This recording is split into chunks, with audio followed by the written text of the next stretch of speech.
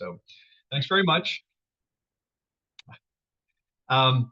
I do want to note before I continue any further that my management requires me to say at the beginning of all my presentations that the views I express are those of me and do not represent necessarily the views or policies of the United States Environmental Protection Agency. So now that we have that out of the way, did my slides change on your end? Sometimes that doesn't happen. Okay, great, thanks. So today I'm going to give you an overview of the program that the National Coastal Condition Assessment falls under, called the National Aquatic Resource Surveys. Kind of do the why, what, when, where, then one thing, and then we're going to go into the National Coastal Condition Assessment a little bit more deeply, talk about where, what, and how, and talk more about how we handle this large program, where actually in 2025, for St. Andrews and St. Joe's Bay, you are going to be only 10 of the 1,475 sites that we will be sampling in June through September of 2025.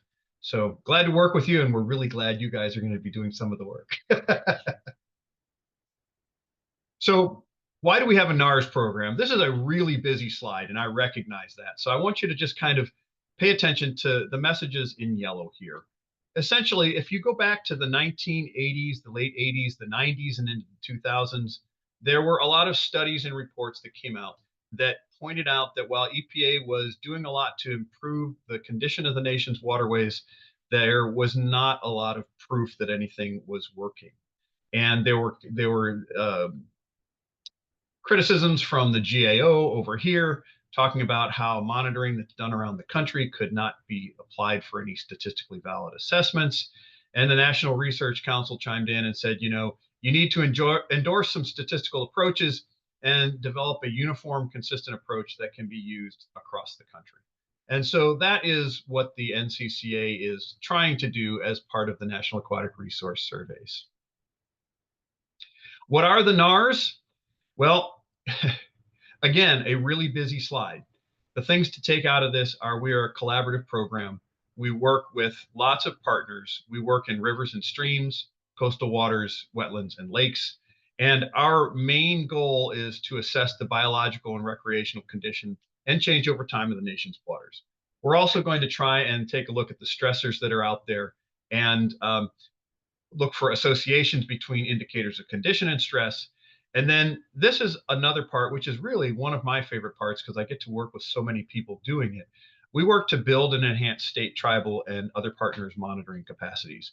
In fact, we work in the territories. So in a couple of weeks, I'm actually fortunate to be going to the Pacific Islands to do training in National Coastal Condition Assessment techniques in American Samoa, Saipan, and Guam.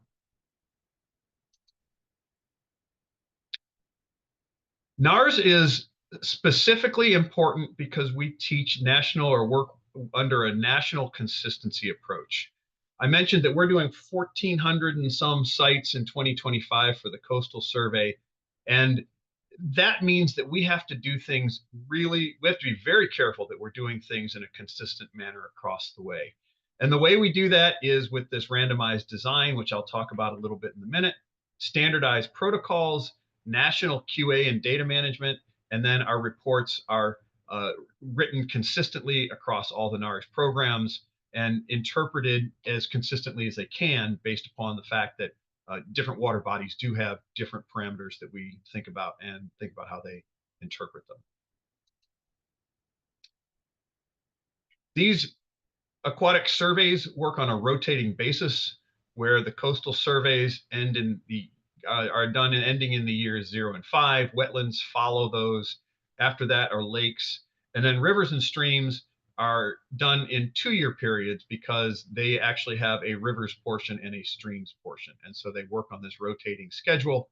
And we do our sample collection June 1st through September 30th of the year when the survey is going on. And the reason we're doing that is we're trying to catch the most biologically active time of the year when we're doing our surveys. We have 5 words that we often throw together to describe the NARS: cooperative, continental, cost-effective, consistent, and complementary. The ones that I like to highlight the most are cost effective.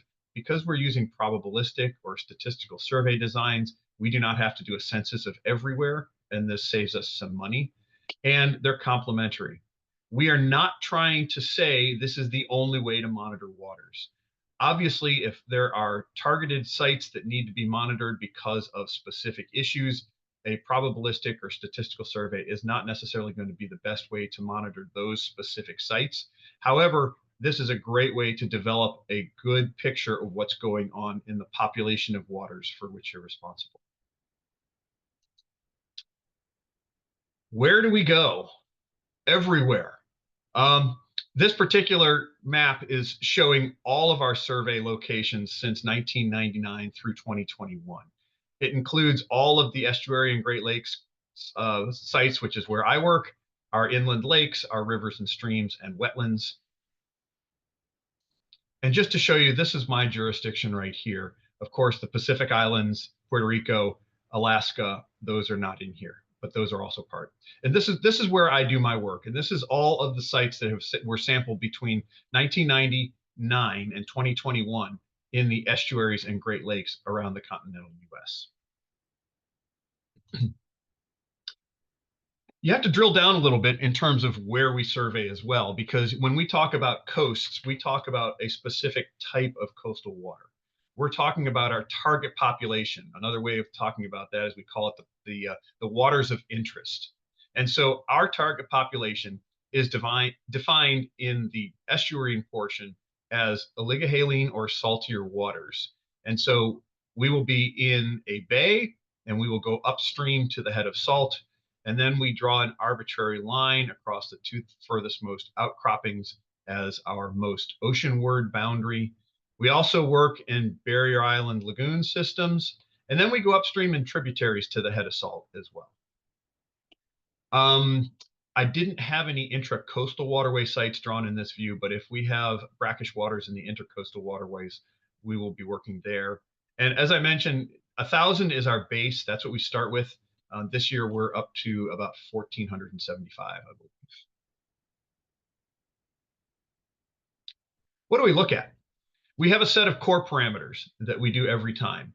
These core parameters are used to be able to assess biological condition. We want to look at a sort of a eutrophication potential. We look at sediments for a overall whole toxicity assessment. And then we look at contaminants, and in sediments, we look at pesticides, PAHs, PCBs, and metals. We have a whole fish contaminant index as well, and it looks at the same things as sediments, but we don't do PAHs because PAHs are much more difficult to extract from tissue than they are from sediment. At least that's according to my chemist friends. We also do what we call supplemental parameters, and supplemental parameters might be something that gets added on and stays in the survey for a while. Sometimes they're only research indicators. Right now, we have algal toxins in water for 2020, and that included microcystin, and we do the ELISA method for those, and same thing for cylindrospermopsin. Due to funding issues, cylindrospermopsin was dropped after that first time in 2020. We look at enterococcus in water using qPCR, and that's part of a research project that our lab in Cincinnati, EPA's lab in Cincinnati, undertakes. That's a nice deal for us where we pay for the reagents and they do the work, so it's a lot cheaper for us to go that route. We look at mercury in fillet tissue using fish plugs, taking a biopsy punch from a living fish, slap on some Neosporin, and we put it back in the water to go out and live its life. We're dropping that in 2020, but we're going to have some replacements for those sites, at least for those sites that are our base 1,000 sites for the NCCA. We have this whole fillet human health contaminant, which is the one that's going to come in and replace the mercury. This is going to include PFAS as well as the mercury in fish tissues, and funding permitted, it's going to include PCBs. We look at sediment TOC and grain size, and those are really sort of more of an indicator that helps us to interpret what we're seeing in our toxicity and contaminant results. We look at hydrographic profiles, Secchi depth, and then we also have research parameters that we run at certain times. In 2020 and 2025, we are collecting total alkalinity samples, And one of the points of this was to see if we could collect total alkalinity samples in a way that we did not have to preserve the samples with mercuric chloride. And it turns out that we're actually able to get a pretty good holding time just by filtering the samples upon collection and then keeping them refrigerated in the dark. We're able to get a pretty good look at total alkalinity without having to worry about decomposition. In 2020, we did a small study in Maine and New Hampshire on microplastics. And in 2020, we also looked at nitrogen isotopes in benthic organic matter. And so these won't be happening in 2025, but every year we put out, or not every year, but prior to every survey, we put out a call for research indicators. And in 2025, the only ones that went forward for us were the total alkalinity.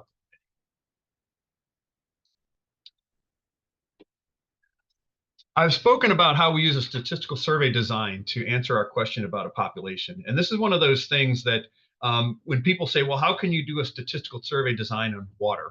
Essentially, we treat this in the same way that you would see a public health survey. So if we're interested in the eutrophication risk in a particular estuary, we want to look at indicators that would help us to determine what that risk might be. And so we're going to look at nutrients, chlorophyll A, dissolved oxygen, land use. Water clarity is another one we look at. That's very similar to when the Department of Health is doing a public health survey and they want to know about the heart disease risk in a population. They're going to look at indicators such as blood pressure, cholesterol, blood sugar, family history, and demographics. And so that is what the basis for the National Aquatic Resource Survey designs and the NCCA are, is this public health style survey that allows us to give estimates of condition of a population based upon the indicators that we look at. We still need targeted monitoring in this kind of a survey. And when I mean targeted monitoring, I'm talking about things like maybe you're going to have some sort of remediation that you're doing upstream prior to or in a sewage treatment plant. You definitely want to have end of pipe targeted monitoring to see if the changes are happening there.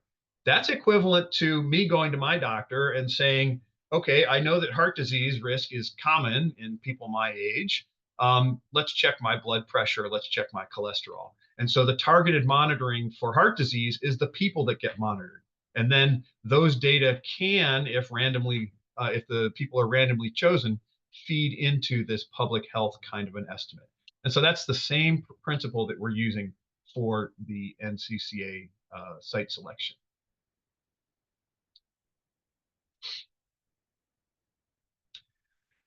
Of course, when you have a public health survey, you could go out and you could survey all the people you meet on the street and ask about their public health or ask about their health and use that to put together some kind of an estimate of the population.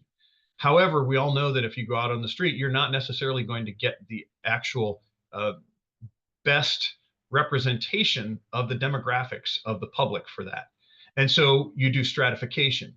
You're going to make sure that if you're looking at people of a certain age, that you spread your sample, your survey across the people who represent the various groups within that age group. You're going to look at socioeconomic status. You're going to look at race, education level, male or female, things like that. And you're going to make sure that each of those segments of the population is represented according to the people who are surveyed represent the proportion of the population that they fill. And so within the estuarine health, the same thing happens. We stratify our estuaries, and there are multiple ways that we can do it, whether it's large and small estuaries, ocean versus land influence, salinity, and so on. When you randomly sample within the strata, that allows you to be able to go out and develop these proportionally weighted estimates of condition based upon the actual representation of the population. And so here are just a couple of the examples of things that we can stratify based upon how we collect our data and how we design our samples. You could look at large and small estuary, as I mentioned. We actually have the ability to look at large and small estuary broken down by state. What's happening in Alabama small estuaries versus Florida small estuaries, and so on. If you want to, you can stratify by the salinity. So here we have tidal fresh The green is oligohaline to mesohaline, and the blue is polyhaline to urohaline. You can stratify by critical habitats, such as green sea turtle or Atlantic sturgeon or something like that. Excuse me.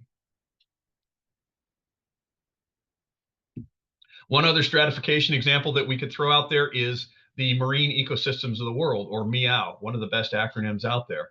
You can go ahead and stratify by marine ecosystems in an area or on a coast and make sure that the number of sites you select in each of those separate ecosystems are proportional to the area that they fill. Another one is Florida has 6 monitoring reporting units, and you could stratify by those monitoring reporting units. So the stratification can be geographically based. It can be based upon characteristics such as habitats. It can be based upon characteristics such as salinity. It can be based upon anything that you want to in order to make sure that that particular proportion of the population is represented adequately. This really is a plug for Mike. The EPA has a tool on this website where you can actually go and put in your own parameters and develop a survey design tool for your area. So if you want to, or develop a survey design for your area, the tool does the design. If you have a particular target population that you want to stratify according to land use or something like that, you could develop your own GIS layer, go in and work through this particular process, tell it how many sites you want and all that. But Mike's going to go into that in much more detail. I just wanted to point out that this is support that EPA provides. And if you have any questions on that, I have a colleague who is always happy to work with people who are interested in developing their own survey designs. Changing gears a little bit, I talked before about how the NCCA has to maintain regional and national consistency in order to do our population estimates. And we have a lot of ways that we do this. And this is really just a quick summary. The first thing is everybody who does sampling in the NCCA must agree to follow our field operations manual and quality assurance project plan. If you're not used to the the EPA way of doing things, QAP is our lovely acronym for a quality assurance project plan. And they're a lot of work, and sometimes people refer them as QAP or something else that may rhyme with it. Other consistency is training. We make sure everybody who goes out in the field has a lead for their field crew, and hopefully all of the members of the field crew who have gone through our training. And there are YouTube videos that they must watch. There are knowledge checks that they must complete, and then they must go to this in-person training where they get to work through the protocols. We work with them and demonstrate and give hands-on practice so that people can develop muscle memory. And in some ways, it's really important for us to go out and do this because it helps us to find places where our field manuals may need a little bit of improvement. If people are looking at it and they can't understand what to do, maybe it's time for us to make some updates. This is another really big thing. This photograph is actually taken from one of our videos. You can see the timeline going across the bottom. We provide all of the sampling materials that are exactly the same for every site. So right now, our logistics contractors are putting together 1,475 exactly the same site kits so that all of the crews will have all of the same materials to collect their samples.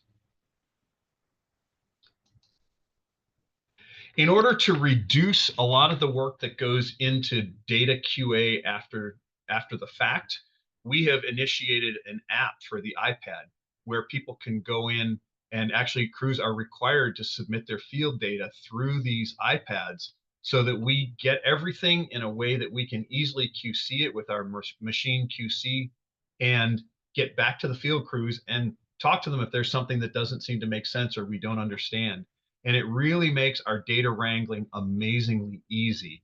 And I will say that we also, for crews who don't have access to their own iPads, the EPA owns iPads that we loan out to the crews, preloaded with all the information that they'll need in order to be able to use these apps. And then finally, we have very strict QA protocols. Every crew that's out there sampling gets visited at least once in order to go through and review their adherence to protocols, as well as answer questions. And this is another way where we often find out that we didn't explain things well in our field manuals. And so we're able to walk things through with the crews, help them practice, help them develop their own um, uh, their workflow, and make things a lot easier for everybody who's getting all these samples collected, processing them in the field, shipping them in the way that they need to be shipped, and then submitting data through those apps. This person right here is Trita Grayson, one of my best friends at the EPA. She got me involved in this survey, and she is now working in our Office of Groundwater and Drinking Water. So how do we estimate change over time? Well, by using consistent target populations, we're able to compare from one time period to the next by saying if we're looking at 27,000 square miles of coastal area in 2015, using the same target population in 2020, we're going to be comparing 27,000 coastal square miles of coastal area. The same thing with consistency in our parameters, consistency in our protocols, all that kind of stuff. That allows us to develop change over time. And then this right here is a screenshot of the benthic index for all of our estuaries. So this would be a national estimate for 2015.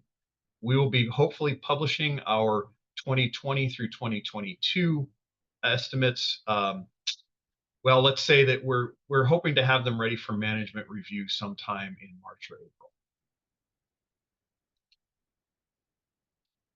Things to consider with a statistical survey. Obviously, the survey cycle doesn't have to be every 5 years.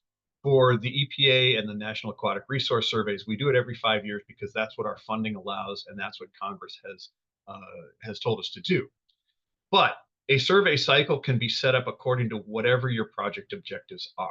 You can use the survey cycle and go seasonally to try and capture those kinds of patterns. If you're interested in long-term changes, that's basically what we do with our every 5 years.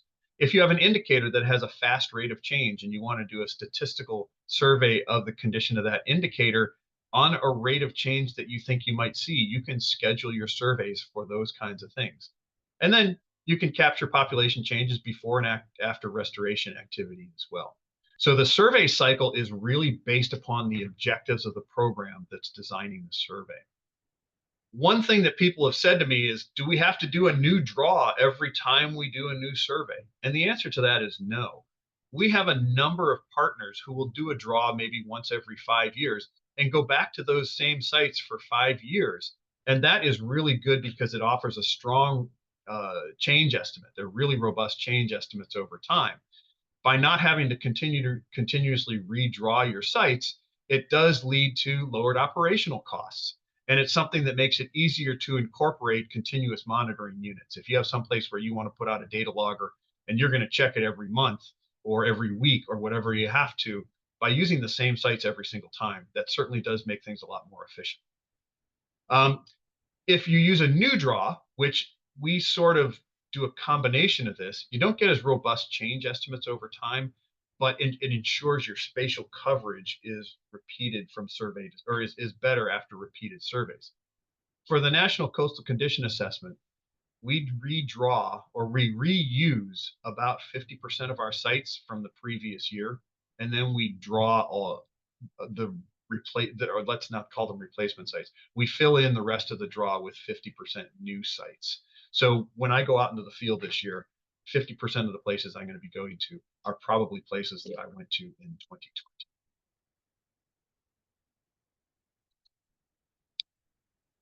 Other conditions that are, and this is one of my favorite things about a statistical survey, is they are easily scalable.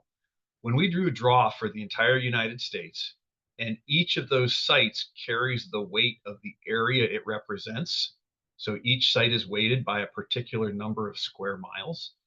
If we wanted to break it down and say, I'm only interested in the Gulf of Mexico, we don't have to go through and redraw the weights. All we have to do is change the boundaries of the area we're interested in. And we can use that same set of sites for estimating the condition of the Gulf of Mexico.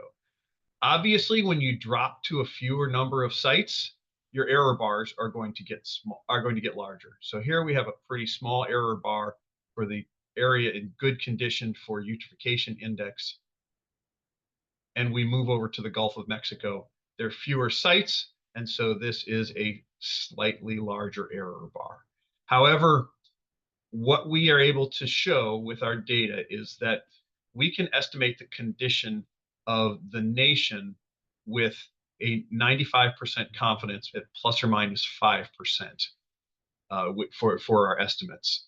For the Gulf of Mexico, it changes from plus or minus 5% to plus or minus 15% because we have a smaller number of sites. And that's pretty much generally the case when we estimate the the southeast coast, the northeast coast, and the west coast.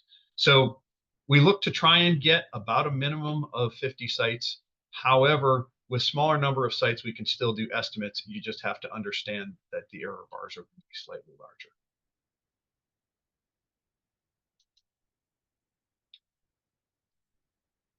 GRTS stands for Generalized Random Tessellation Stratified. That is the method that we use for developing our statistical draws. It was a method that was developed back in the late 90s and early 2000s by Tony Olson, a statistician for EPA's Office of Research and Development. And it actually was Tony Olson and I can't remember Stevens, I can't remember his first name, from University of Oregon, I believe. But the two of them developed this, and that's when they first started adapting that public health survey kind of thing to estuary health. And so there are advantages and limitations to using this type of survey. I'll run through the advantages first. And the big one is the impartiality, the unbiased site selection. The population level estimates are very helpful. It avoids clumping that you see with simple random samples, and it allows for replacement of unsamplable sites to be selected at the beginning of the survey. So when we do a draw, if we're drawing 1,495 sites, those are our base sites. And if for some reason any of those sites can't be sampled, we already have available 1,495 sites to replace those if necessary. This obviously, because we're not sampling everything, it's a reduced cost. And as I mentioned, it's easily scalable. There are some limitations as well. Incorporating target sites into the draw is usually not good. And the reason for that is when you have a targeted site, you're sampling there for some sort of known issue. And so that's going to add bias to what you're sampling. And so we try to avoid incorporating targeted sites.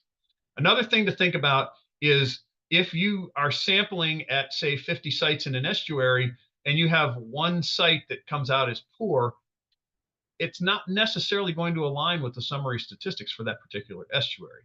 And so you have to be very careful with a survey where you're randomly selecting sites to say that one site, one-time sampling is going to be representative of what's actually the regular condition at that particular site. In order to stratify, you need to have more knowledge about the resource than with a simple random sample. And this is one that we run into a lot. Sometimes the sampling frame that we have, which is the universe of sites that we select from to represent the target population. So sometimes that universe of sites we select from doesn't exactly match the target population. And so I hear a lot about this in Florida. This site that you drew for me is in somebody's front yard because we have, you know, it's in near a canal and it ended up in somebody's front yard. Well, that is definitely where the sampling frame, the universe of potential sites, did not exactly match where we want to go. And so in this particular case, we drop a site and we go to those replacements that we drew and draw from there. And then you need to have a decent number of sites in order to reduce your margin of error for the sample. Oh, one more point. If you do have something where a site does not match your summary statistics, some kind of an outlier, that could be a canary in a coal mine. It could be an indication that you need to go out and figure out what's going on at this particular location that's not happening in the rest of your population. All right, just about to wrap it up. I talked about NARS being cost effective and a collaborative program. I talked about how they're statistically valid and they complement the targeted monitoring programs that are going on in a lot of areas. I work in the estuaries and the Great Lakes. Stratification is important for us to be able to make sure that our population is adequately representing the variation within the overall population. Consistency is key to making sure things are comparable over time. Statistical surveys timing can be adjusted for project needs. Site draws can be reused. We talked about that a little bit. And then statistical surveys can be made bigger or smaller, scaled up or down to assess different populations of interest. And finally, there are a lot of people who incorporate, whose work I have used to put together this particular presentation, ranging from our tribal and contractor crews, NARS team, who are all my colleagues here in EPA headquarters, indicator leads. These are the folks right here that are the brains behind the assessments. These are people from ORD or regions or the Office of Science and Technology in EPA, who are the ones that say this is the way we assess it in order to best characterize what's going on in estuaries. And Tony Olson, who I mentioned, is the statistician who has led to this entire program going forward. So this will be available later, and I think I'm done. So Ryan, I think I'll hand it back over to you, and thank you very much for the opportunity to speak with everybody. Thanks, Hugh. All right, up next, we will have Jay talking about how DEP uses these spatially balanced surveys. Let me get my presentation shared here. And if you're able, please go ahead and enter your name and organization into the chat so we can track attendance. All right, can you see my presentation? No, not yet. Interesting.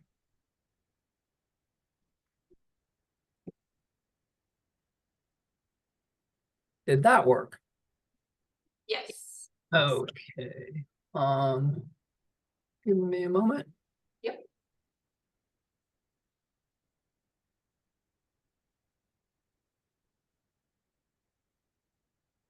All right. Yeah, so I've been an administrator here for a while, and one of the monitoring networks that I'm responsible for is this probabilistic status monitoring network. I am so happy Hugh went through a lot of the details concerning sample surveys prior to my presentation, and hopefully that'll allow me to get through this quickly. So now I need to figure out how to advance slides. How interesting. I am not a frequent Zoom user. You have presentation mode on your screen? I do. You should be able to use arrows on your keyboard. I am not seeing any arrows. Just from your keyboard. Oh, I could use the keyboard. That's not working either. How interesting. Let me try to unshare and reshare again. Okay, I can also share and drive for you if you would like. I have your presentation. Let me try one more thing, because I prefer to use what I've got because I altered the notes. Okay. What's interesting is sometimes you have to click on the screen that's you're sharing in order to be able to use the keyboard. yeah, well, for some reason I had to click multiple times. Did it advance? Yeah. Yes, so go back. Okay. I don't really know what I just did, but it seems to be working. Okay, so yeah, the Florida DEP has implemented a probabilistic monitoring design with the guidance from the US EPA, mainly with cooperation from what was the referred to as the what was it called? The EMAP group, the Environmental Monitoring and Assessment Program. Kevin Summers was over at Gulf Breeze at the time. We had some USGS staff who helped us develop our network. And Tony Janicki and his group were involved, among others.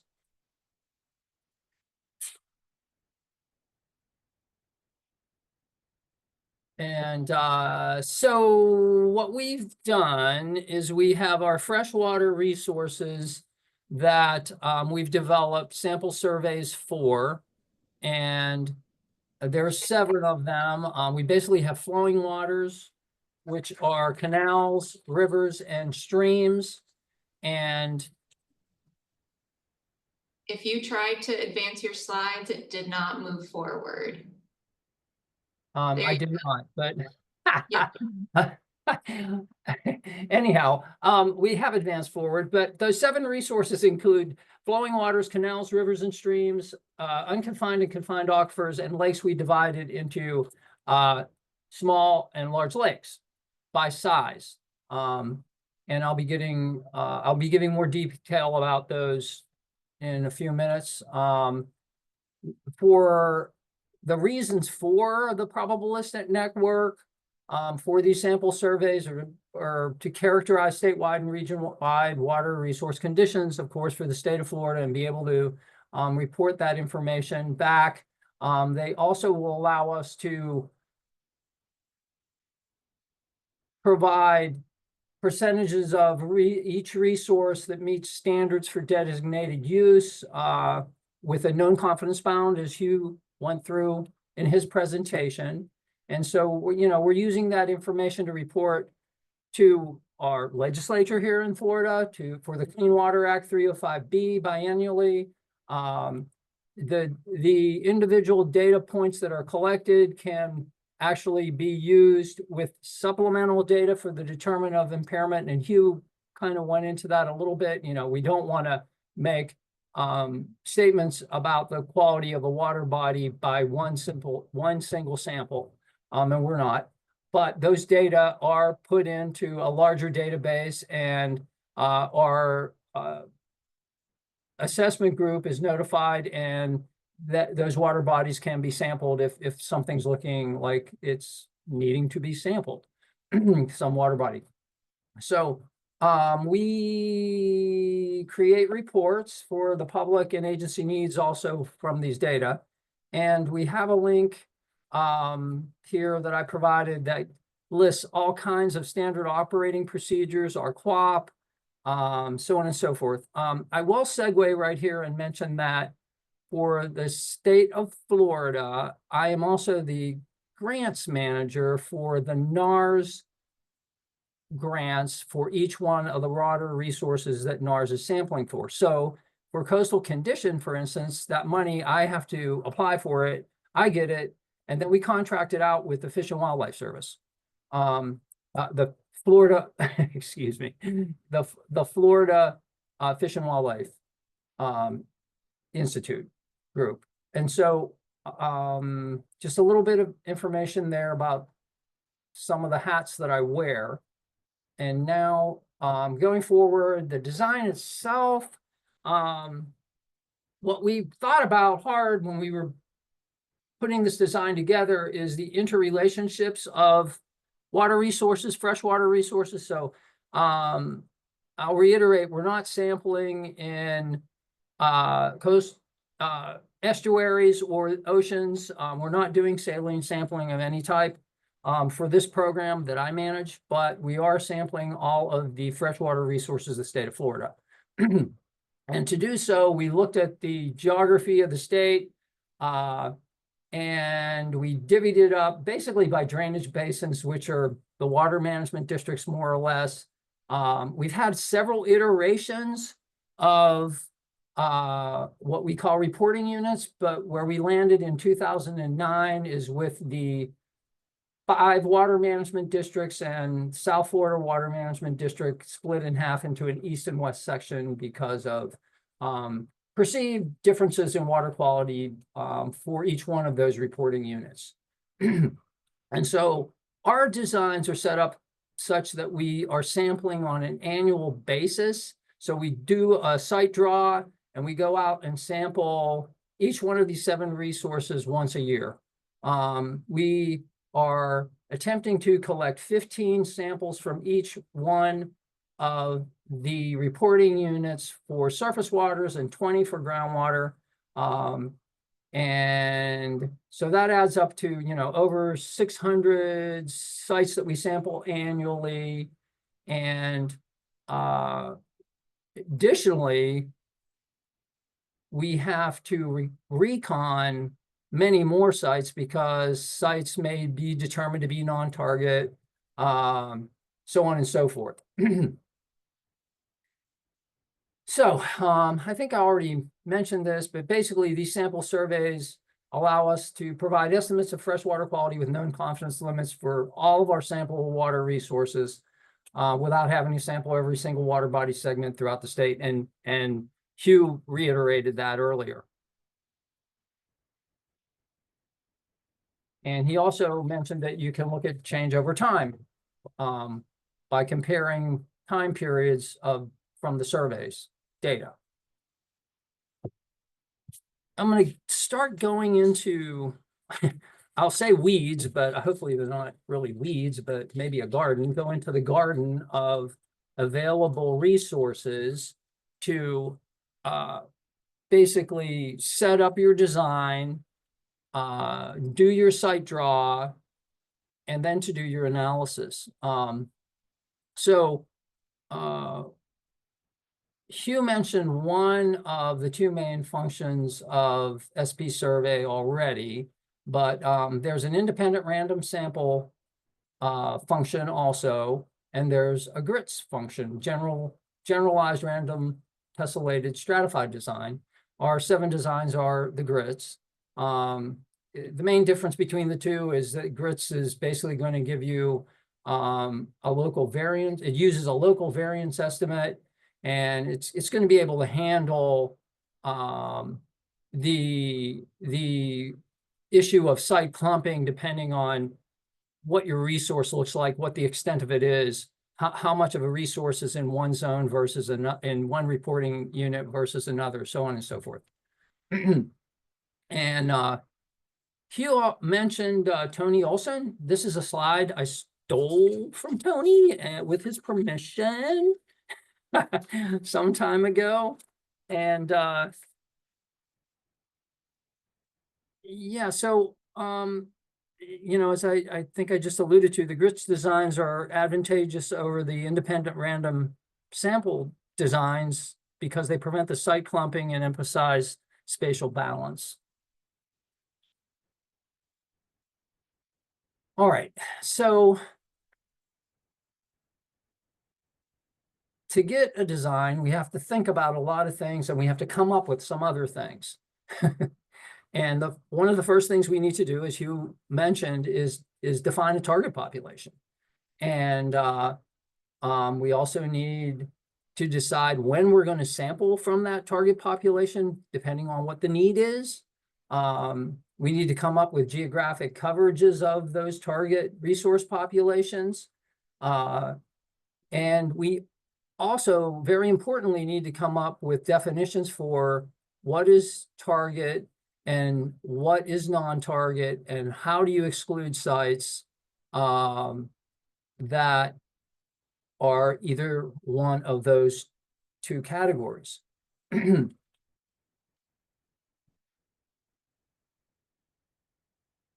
Basically, what we need to do is have a means to assure that our samples are representative of the target population, but we also need to keep track of those sites that for whatever reason we couldn't sample. Perhaps they were dry that one particular time. There's multiple reasons. Site access is a big reason for sites that are on land. Property owner access. All right, so once you go through this process, some of the sites may be determined to be non-target.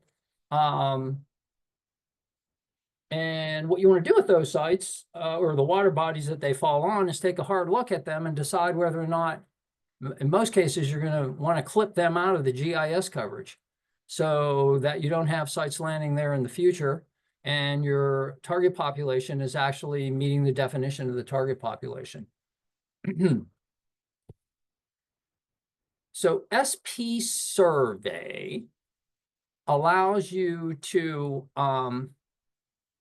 well, let me step back 1 minute, but I wanted to mention that SP survey has, you know, lots of arguments, and one of those allows you to define how you want to do your site selections, basically what the coverage is that you're going to supply, and how to draw from that coverage, that GIS coverage. And so for our 7 resources, we have points that are representing sites, and we have area. And SP survey allows finite, that would be a point, linear selections, streams, segments, and also area. And I'm going to give a couple examples here that show why you know what the difference is and why you might want to go one way versus the other. And for instance, if you're probably looking at small lakes, or maybe you're not, but you can see we're selecting by the centroid of a small lake there. But for large lakes, we're selecting by polygons, by area. We're doing a random selection of lakes by polygons. Another argument that you can impose through SP survey, the default actually is an equal probability selection, or you can force in an unequal probability selection. And I'm going to provide 2 examples of each of those arguments for your site selection process, depending on your resource and the extent of the resource. What we have here is our design for streams that were sampled in 2021. So this draw was done in 2020, late 2000, well, sometime in 2020. We actually sampled the sites in 2021. As I mentioned before, we're trying to collect 15 samples per reporting unit, and I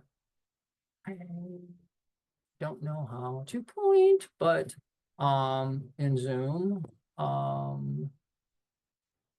what does this do? Well, okay. You can just move your cursor and we can see your cursor. Okay, very good. Thank you. Yeah, I'm a Teams guy and very rarely use Zoom, especially to present. So, and that's probably very obvious. But for each one of the reporting zones, we do a first pass draw, and there'll be 15 sites that are drawn with an equal probability of selection, depending on the extent of the stream miles in each one of those reporting zones. And you can see, you know, where you don't have much resource. We also have the stream coverage. It's hard to tell, I'm sure, but it's the blue in South Florida because it's mainly wetland. And there aren't even actually a lot of small lakes down here. So this is the first draw. You get these 15 site selections. We do that 9 more times because we know that we're not going to be able to get to a lot of these sites, you know, so on and so forth. So we want to make sure we have enough sites. And the process is such that these sites should be sampled in order so that you don't evaluate a site and sample a site beyond that particular site's selection, its rank in the selection process. So anyhow, this is just showing you where all the sites landed from that draw for an equal probability selection. And then going on to the large lakes, where we have this distribution of how we define large lakes and our target population. I should have mentioned this before. For surface waters, is basically based on whatever's a water of the state. And it should meet that definition for the most cases, except for perhaps small lakes that are, we're sampling some of those that may not meet that definition if they're in an enclosed watershed and they don't have an input or an exit. For large lakes, this is what we have for lakes that are greater than 10 hectares in size. We're using an unequal probability selection for each one of the reporting units, because if we did not, Lake Okeechobee is going to get most of the sites just because of the aerial extent. And we've got furthermore, we stratified this by size, which within each one of the reporting units, the size of those large lakes. So we're making sure we have 5 size categories. And this you can add in. Unfortunately for us, there was no Shiny app, and we have a sample design document that shows our code, our R code that we produce through our Markdown, and I'll give you a quick look at that here in a few minutes, in a minute or two. But anyhow, now I lost my train of thought. Yeah. So for each one of these reporting units, we're forcing in at least one site into 5. We basically take the area of all we look at every large lake in each one of these reporting units and come up with 5 categories and force one site into each one of those categories. And so, this is one reason why you might want to use an unequal probability selection. So you're getting your population is going to include some of those smaller large lakes. And that's what the site draw looks like with this unequal probability draw. So, all right. So the site selection process is paramount to what you're going to get in the end. So I spent a lot of time on that, and I'm going to be running through the rest of these slides pretty quickly, I think. So, right. So we've got the site selections I mentioned. We need to provide the sampling teams with access to these random selections. And what we have done in my group is we're fortunate. We have an Oracle database that we developed that has an online transaction processing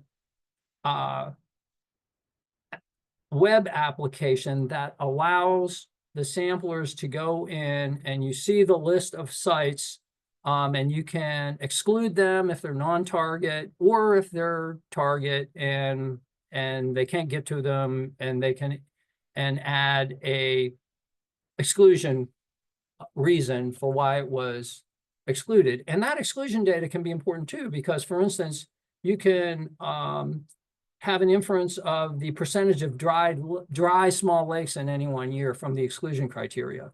So those data in themselves can be useful. All right. So once we go through all this process, they collect the data, then we can sit down and go back to SP Survey and look at some other utilities that it provides. And basically what we're using mainly are 3 arguments: the categorical analysis, the continuous analysis, and the change analysis. And so the categorical analysis we're using to provide information about threshold, percentage of extent of resource with a known confidence bound that's expected to fail for the total nitrogen numeric criteria, for instance. For the continuous analysis, we're looking at continuous distribution functions, and we may be plotting them for various purposes, and using the spatially weighted information that is generated from that analysis for other analyses. And of course, the change analysis is a step trend where you're looking at one period of time to the next. Just a few examples from the most recent integrated report for the 305B portion the state of Florida provided. This is a table that's in there that shows the streams that we sampled in a 3-year period. One of the great things about our design too is it's flexible. We can combine years and get a better confidence bound by doing so because the N increases. So we report we run our assessments on 3-year periods. We sampled 203 streams, and normally we'd get more, but the pandemic happened and that caused problems. Regardless, these are results we produced. And for the total nitrogen, for instance, we have a target population of 15,066 stream miles, of which 71.1% can be expected to pass that threshold. Very useful information. And we have a confidence bound, of course, that's listed there. So I don't want to spend much time on that. Another example produced for the integrator report for 305B, we did some change analysis for 2 time periods. The early time period was 2012 through 2014, and we compared that to the most recent 2020 through 22. And the other flexible part of these designs is you can combine similar resources. So all flowing waters, all lakes. I didn't want to combine aquifers, unconfined and confined, for various reasons. But anyhow, you see a bunch of negative steps for a bunch of parameters, except for temperature. Go figure. For aquifers and lakes, we've got increasing temperature over that period of time, which is not surprising, I suppose. In passing, I'll also mention, since we're doing these surveys annually, we can also run a trend analysis on them now. We've been doing them now since 2020. I neglected to mention that. So we have over 20 years of data. During the first period of the evolution of our program, we were on a rotating basin approach that is similar to the EPA's, where we were sampling every 5 years. And then our division director said, no, we need to do this annually. And shockingly, we've been allowed to proceed and continue to do it annually. This is a lot of human resources that goes into collecting these samples. And to finish up, I'll just read the bullets. DEP's implemented annual sample surveys for our flowing fresh waters and lakes and confined and unconfined aquifers. And these surveys provide a snapshot of water quality condition with known confidence, and by using our software's SP survey packages, GRITS function, which ensures the site selections are spatially balanced. The spatially weighted means generated by the samples collected for a single period may be compared to water quality thresholds or to spatially weighted means generated from a prior period. And these survey designs are flexible in that they can be combined to produce assessments for all flowing waters, all lakes, or if you want, all aquifers. You can also combine years to increase your confidence. And I am done. So if there's, I guess, I'll hand it over to Ryan and we can let Mike finish up. Yes, thank you, Jay. I will hand it over to Mike.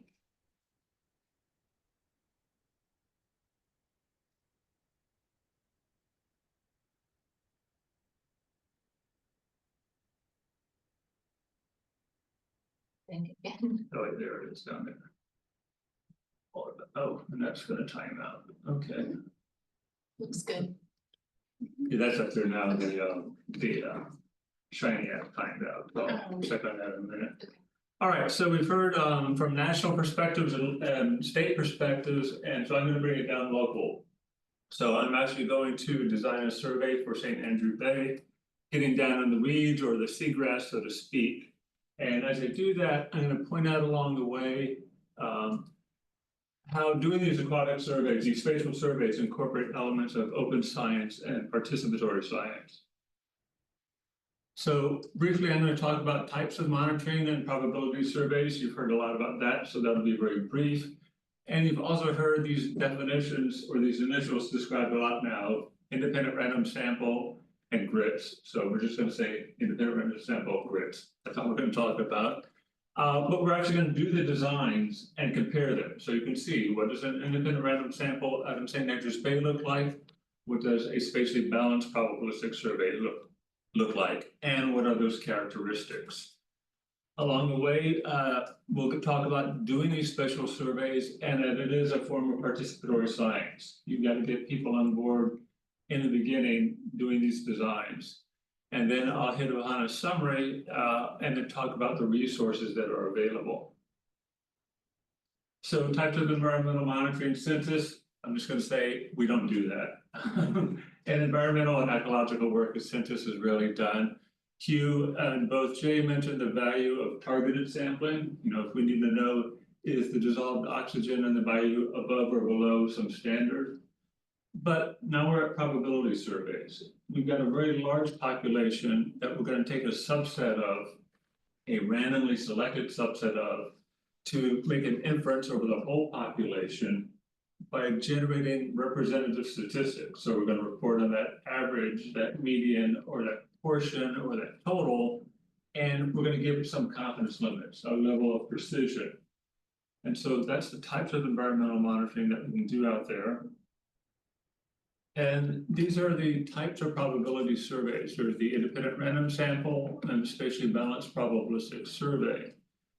Both of these survey types can be done using this R package SP survey. As Hugh laid out the great groundwork, that spatially balanced probabilistic surveys really came on board towards the late 90s or early 2000s. It was Don Stevens at Oregon State University and Tony Olson at EPA's Corvallis lab that began developing this. Independent random samples have been done for a long time, and in fact, Jay had a really good textbook cited in one of his slides. So both of these slides, both of these survey designs can be done, and this represents a form of doing open science, because initially when Don Stevens and Tony Olson were developing spatially balanced surveys, they were doing it in a commercial software package called SAS, which is very expensive. Fortunately, at that same time, though, the R statistical software, which is an open source software, became available.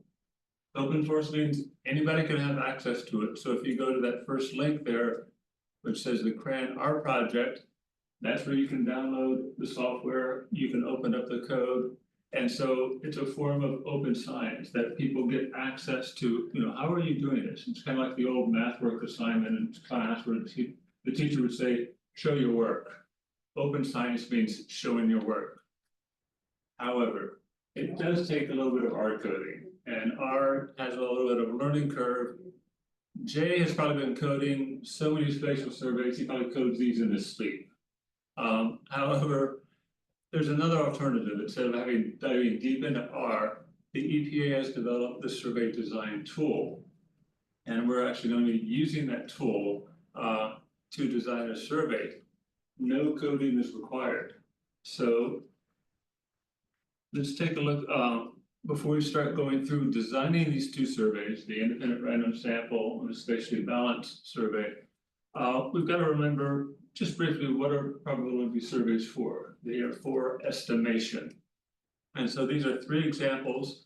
And I want you to pay attention to how I give the estimate that we're going to conclude from doing the survey, and notice the type of spatial data being used. So what proportion of outfalls in a coastal buffer St. Andrews Bay can be located? That might be reported as the proportion of outfalls that can be located as 0.75 plus or minus 0.1. So that plus or minus is our confidence limit, our level of precision.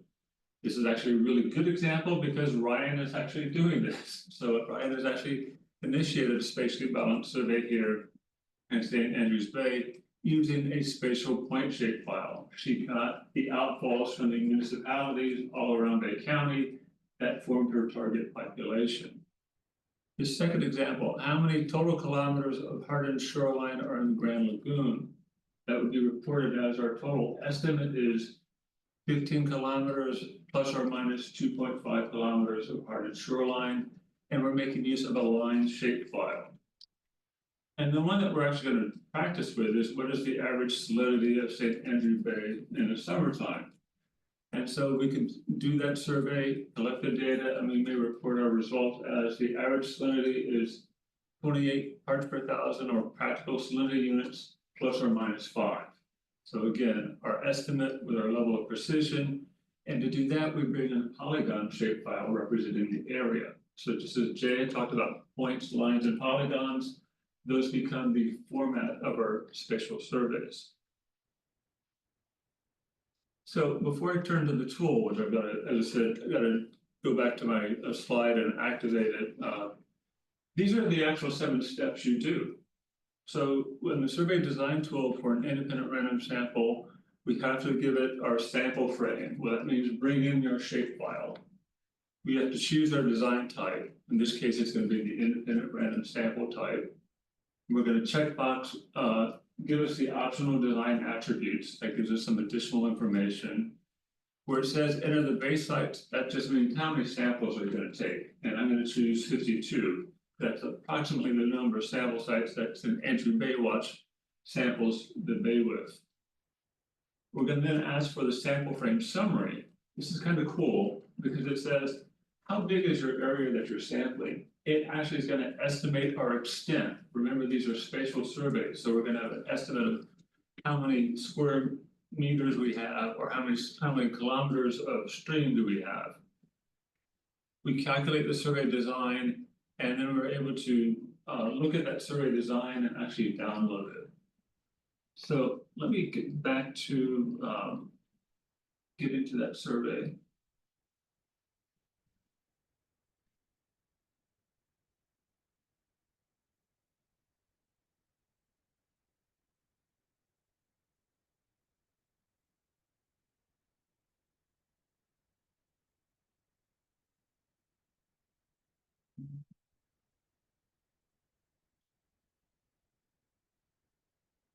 And so there's a lot of good background and an overview of using the tool here, including a little vignette to work through.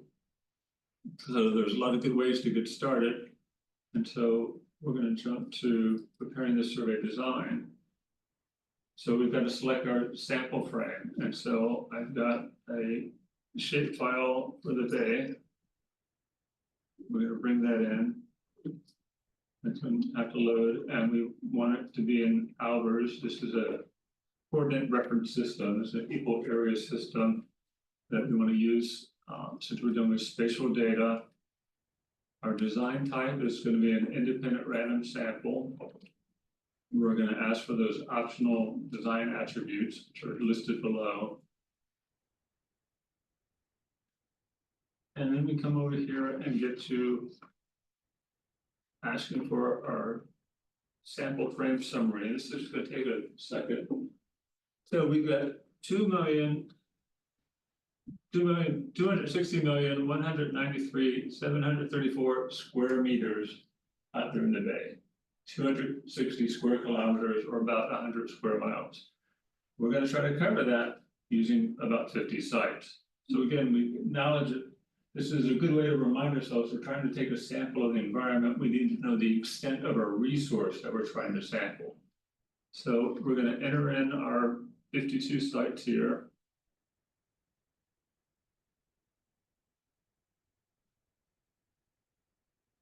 And we're going to come down to calculate the survey design. And we get a nice message at the top. No design errors found. That's nice because you can go through these steps and it will tell you you've made an error. And really what it's just showing us is that we've got our 52 sites. What's really great here is that we've got a table. We actually have a table that's describing our sites, our coordinates. Basically, this table is our data sheet. But we're still got more to play with right now because we're going to do 2 things. So that first, we're going to go ahead and download the survey. And so it's going to download a zip file.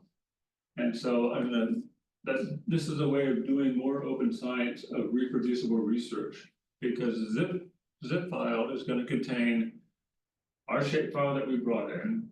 It's going to contain the point shapefile where it says, hey, I drew your 52 sites, so here's your 52 sites you can map. It's going to give us that table that represents our data sheet, and it has a README file in it that says, I've recorded all of your steps. So yes, you did not have to write code, it wrote the code for you. And so you can save that. So we'll pull that up in just a minute. Let me get that canceled for now, and then we'll go to, but we can actually take a look at our sites right now. This is a little slower part. It's going to bring up a map. It brings up a very busy map, so I'm just going to change the background a little bit.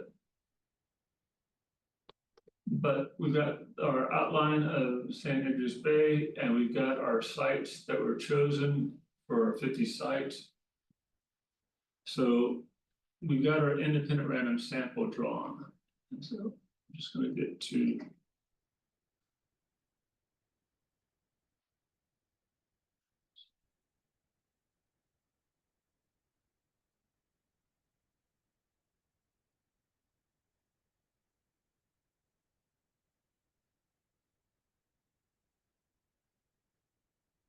back down to talking about those sites. And so here's that summary of what the tool did for us. And so I'm going to just go through building that target population. So I had a huge head start because, you know, bring us down here to this purple polygon. This is the target population for the National Coastal Condition Assessment.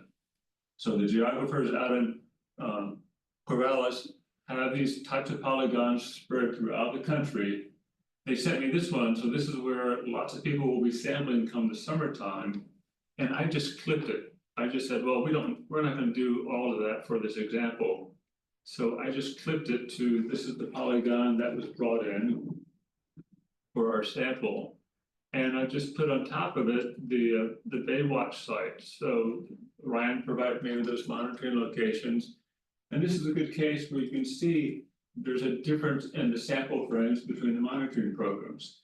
Hugh gave us a very specific definition of the oligohaline, polyhaline areas that are sampled for the National Coastal Conditions Assessment. You can see the red dot from Baywatch go much further up the tributaries than what the National Coastal Condition Assessment would do. And then you can also pick up, there's a real targeting area of some of the bayous along a portion of the bay as well. So we drew that independent random sample. What did it really do?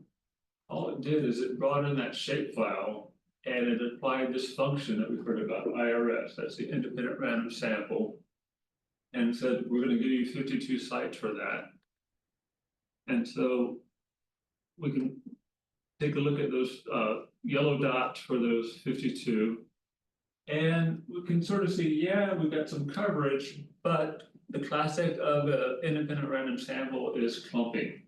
And so you can see some clumping of sites over in East Bay and a real clumping of 3 sites up here in North Bay. And where you have clumps, you also will then tend to have some gaps. We're not really covering West Bay all that well. So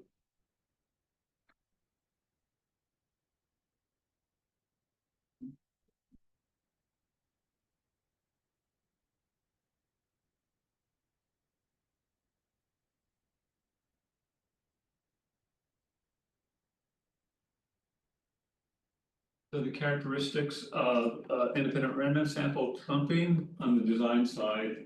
On the analysis side, that variance estimation, that confidence limit, does not incorporate the spatial arrangement of sites. So let's say when we did our independent random sample up in North Bay, those 3 sites near each other may have had really, really low salinity. This variance estimate doesn't take that into account. It doesn't really care about space. It's a non-spatial variance estimate. And that's going to show up in a few minutes when I show you a graph. So we'll go to the grits now. To do the grit sampling, we go through the whole same 7 steps, just select GRTS this time. And these 2 quotes are from a book chapter by Tony Olson that pointed out environmental resources are intrinsically spatial. We're trying to design monitoring for them. We should take that space into account when we select the sites. And so what that spatial balance does is it spreads out the sites over the distribution of the extent of the resource. So we get good spatial coverage. And so we're going to take a quick look back at that result for doing a grid survey. And so we just came down here and ran the same thing again, but this time just used the GRTS function. The green dots represent our coverage now. So we're spread out more across the bay. We've got better coverage over in the West Bay area. And so we can see some contrast here between the GRIDS coverage and the Baywatch sites, and then the GRIDS coverage and the independent random sites. So design benefit, better geographic distribution, the analysis benefit. It's using that local neighborhood variance estimate that Jay talked about, which incrementally incorporates space into our estimate. So let's say we've got salinity measured at those 3 sites at the North Bay, and they were all really low to each other. What this local neighborhood variance estimate does is it says, at this site, what is my salinity? And then it says, I'm going to grab my 3 closest neighbors and look at their salinity and calculate a variance. Then I'm going to go to my next site. What's my salinity at this next site, this new site? What are my 3 neighbors and their salinities? Calculate a variance. It does that incrementally going through all the sites and ultimately averages it to give us a local neighborhood variance estimate. This is a spatially based estimate of variance, and so gives us a more precise estimate. So if our data shows a spatial pattern, this local neighborhood variance estimate picks at that pattern. So if sites near each other resemble each other, as often they do with environmental data, we'll pick that up. And so I have an example here, not from Florida. We're going to take a quick trip and go up to West Virginia. So we're up in West Virginia where they do spatially balanced surveys of their streams for these 25 basins or watersheds that they have up there. So they're able to make an estimate of the average conductivity in each of those 25 basins. Conductivity is just an aggregate measure of salt. Higher conductivity means you might have more salt in your fresh water, which has a negative effect on the biota in those streams. And that can be coming from urbanization, from mining, from fracking. And the way that we can see this precision that we gain is if we look at this linked micromap. So what a linked micromap is we got a color-coded legend with a very light gray dot next to a basin called Tug Fork. And then we can estimate its estimate of median conductivity about 475, and that's the median, and then we have that spread around it, our confidence limit, and we have it estimated by the local neighborhood one on the left. We get that same estimate now with the simple random sample on the right, and then we can follow the gray down to where is Tug Fork down there. So we're actually going to focus on this 4th watershed down, the dark blue called West Fork, and it's got a median of about 275. Take a look at that link to that precision of the confidence limit there for the local neighborhood estimate, and then go across and look at this simple random sample estimate. That estimate from the non-spatial one is really large. When we go use the local neighborhood one, that picked up that sites that were near each other in that watershed had similar conductivities, so we get a better estimate there. And then we can trace where is that Tug Fork watershed in West Virginia. So we get both a design value benefit and an analytical benefit from doing a spatially balanced survey design.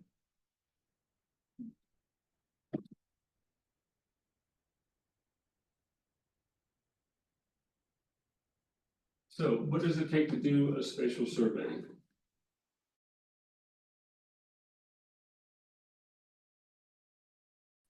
We've got to have very specific monitoring objectives. We've got to know what aquatic resource characteristic are we sampling? Is it a point for lakes? Is it a linear network for streams? Is it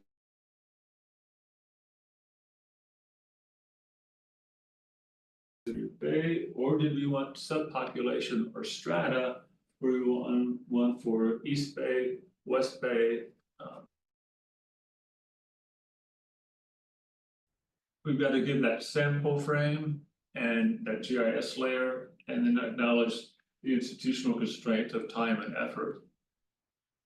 We've got to have a participatory process so that managers are on board at the start, so that when we bring an estimate of saying, we did the survey and the fecal coliform is likely higher in one part of the bay than the other, they know what decisions they can make and what actions they can take. You've got to involve biologists, chemists, ecologists, and a lot of other aquatic resource experts so that field crews know once they're on site, how do they evaluate? Are we at a target population or not? How do we process that sample? What's the QA for it? Having a spatial statistician on board is very helpful. Thankfully, those are more common now than they used to be. But also GIS specialists are needed to build that GIS layer. Because this is the last quote from Tony, when you design in the frame, the sample frame for a spatial survey, people notoriously underestimate how much time it takes to build the GIS layer. You've got to have all the right attributes there before you pull it into the online tool. So there's a lot of steps involved here, but there's been real benefit from hearing from national, state, and local perspectives. We were motivated to get this talk together because of 5 different sources. First off, the Estuary program is already doing spatial surveys. So Ryan's got her work going on right now. They're going to be involved in the National Coastal Condition Assessment coming up this summer. So that's number 2. The third is EPA and state agencies have been doing these surveys now for almost 20 years. So the expertise and advice you can get is readily attainable. The fourth is that these tools are now available online. So not only is there a survey design tool, there's also a survey analysis tool. So you can do the full process of both designing and analyzing. And as Hugh mentioned, when EPA posts these tools online, there's contact information involved because we want feedback on, was that tool clear? Did you know what steps to follow?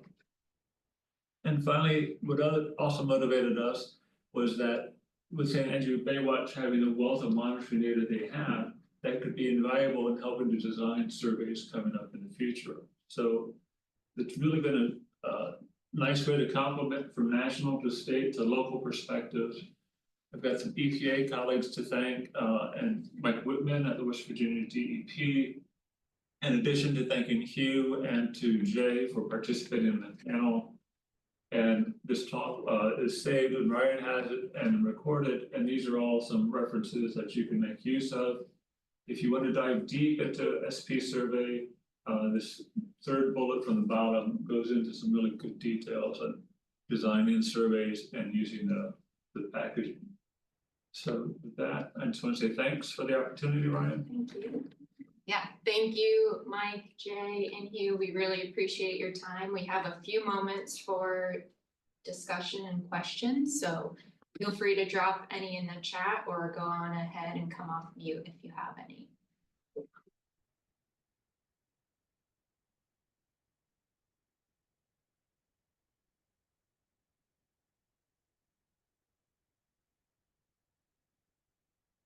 Everyone learned everything they need to know about the surveys. Either that or we just opened up a fire hose and people are still drinking. That could be it too. Also possible. You say spatially balanced. Yes.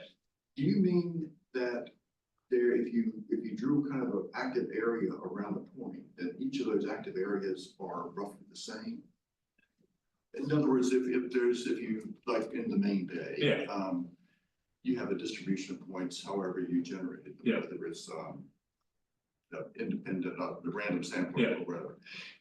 If you were to kind of draw an area, in other words, is there sort of an elastic There is, yes, so and keeping them the same distance apart? okay, not necessarily the same distance, but what you're getting at is that if we were to, I'm gonna see if I can quickly get to the results.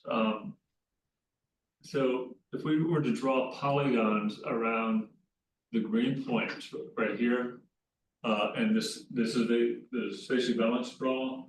These polygons we drew would be of about equal area much more so for this draw than for the independent random sample. Clearly, yeah, Yeah. there's much less clumping. Yeah. Yeah. And so it does rely on using multiple grids overlaying each other as you're drawing your sites to sort of maintain how close can I get to somebody, but not get too close. Yes. But, and you do have the option, if you have some minimum distance and you have to say, we need to be at least 100 meters from the other site, you can specify that. But the algorithm actually does a pretty good job of giving you that one that spread so you avoid clumping, but also that you're covering the full extent of your resource. So briefly, what it combines is the random sample, but with a systematic characterization or draw of the sites as well. So you do get the spatial balance refers to the spread of the points and over that area and that extent. Okay. Hugh or Jay, did you want to add anything or good with that? Okay, we have another question in the chat. I'll just read it for those in the room that can't see the chat. I'm interested in the capacity of SP survey to incorporate legacy sites, but wonder if they must be treated as targeted sampling sites for analysis. Follow-up is, can legacy sites from original surveys designed without randomness ever be safely incorporated? I'm gonna take a crack at that, guys, just because I toyed around a little bit with the legacy side. So in the tool, you can bring in the legacy sites. And so the one thing I'm not certain about is that when you bring in the legacy sites, I think they're used to say, we'll maintain spatial balance and keep those points in along with the rest. So yes, you can bring in legacy sites. Now, when it comes to the estimation or the analysis side, I do think the legacy sites are held out and said, you can just do your regular independent random sample and variance estimate over there. You can't really use it in the local neighborhood because they weren't part of the local neighborhood draw at the time. I'm not 100% certain on the analysis side of that yet. I've just started exploring that, but legacy sites are worthwhile to hold on to. And I'll let Hugh and Jay, if you guys have ever worked with the legacy sites, mention something about those. Sure, I can jump in real quickly. In general, if legacy sites were drawn using a random survey, we are able to use them and work them into the analysis side. As far as non-random selected, in most cases, I think I agree with Mike in terms of not being able to use them on the analysis side. But we definitely do use legacy sites for a lot of our partners where they were selected using some sort of a random survey. Right, and there's a real advantage of using those legacy sites because if you can think of the spatially balanced draw as sort of giving you, here's the status or here's the average that we think represents our bay or our resource, then you can compare, well, what's our average or typical looking like and how does it differ from the legacy? So in other words, you could ask, do the legacy sites even fall inside the confidence limits of our spatially balanced sites? And often we don't know because I've seen it work both ways where targeted sites were chosen, say, these are picked because they were bad. And you know what? They were so bad that when you compare them to the average, they really stood out as different. But then I've also seen studies where they've picked sites, targeted sites to be really, really good conditions. And those targeted sites had such good conditions, they're very different from, on average, what was seen in the spatially balanced draw. So it's a really good question and it's really worth exploring some more. I just haven't dove into it yet. Oh, Jay, if you're chatting, you're still on mute. So sorry. What comes to mind from my perspective is a scenario that I had to deal with when I was looking at doing some change analysis. And that scenario, basically, we had a rotating basin approach where we collected samples over a 5-year period. And then we were trying to, and the target population definition changed. And we wanted to be able to compare that to what we're doing now. And the only way that I could get around doing the comparison was by just making the assumption that they were both random surveys. And yeah, basically had to throw out the spatial balance portion of the equation in that situation. So I don't know if that, it just occurred to me, because dealing with legacy sites, that may be something that you have to deal with, depending on what you mean by a legacy site. How was it? What was the design for the legacy site? What was the target population for the legacy site? So, if you've got a spatially weighted mean for the legacy site that was based on a different target population, you can't compare that to the current target population. Just in the interest of everyone's time, we're already a little bit over, so feel free to sign up if you have to. We do have one more question in the chat, so if the speakers are willing to stay on to answer that question quickly, but otherwise we'll free everybody if you don't want to stay on, and if you're a speaker and you need to jump off, no problem either. The last question is, would there be a benefit or an advantage of using grits with spatial strata? Well, grits incorporated, yeah, you can bring in, so as Jay had examples of spatial strata would be the different water management districts. Or you could stratify, like Hugh gave the example of Florida small estuaries and Alabama small estuaries. So you can bring in additional. The one that I drew for St. Andrews Bay was an equal probability, the very simplest. And if you're going to start out, I would always say start with the simplest design possible. So I didn't include any strata, but obviously Hugh and Jay both had examples where stratification was done. Yeah, I would agree with that. I would also add that sometimes with the grits, you get a better spatial representation within the strata, rather than just straight randomized sampling within a strata, because with the grits you've got that polygon overlay, and it ensures that you're distributing sites via polygon rather than just wherever they end up within the strata.